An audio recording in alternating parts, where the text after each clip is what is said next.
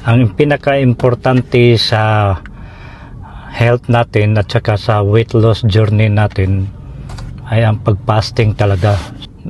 Maraming benepisyo yan sa katawan natin, lalo na sa health natin. Importante yung pag-drop ng insulin, yung cholesterol, blood sugar, yung weight, at saka maganda para sa health mo at pag-develop ng growth hormones at saka yung autophagy. So marami talaga ang benepisyo ng fasting. So magsimula kayo sa intermittent, start no sa 12 hours window. Kung kumain kayo ng 7 p.m.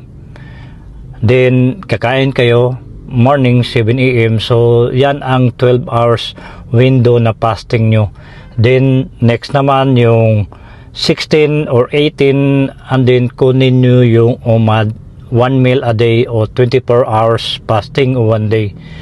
Then hanggang makuha nyo na yung 2 days, 3 days para mag-activate na yung mga growth hormones at yung mga autophagy na hindi nyo ginagawa sa ilang taon sa buhay nyo na mag-fasting. Sana mabigyan nyo yung time, yung sarili nyo, yung katawan nyo na mag-fasting, lalo na sa 1 or 2 days o 3 days. Kahit ako nga for the past 40 years of my life, hindi ko yan nasubukan hanggang natuto akong mag-fasting. So maganda talaga sa katawan, maganda at nagiging active ka talaga. So sana mag-start na kayong mag-fasting, simulan nyo.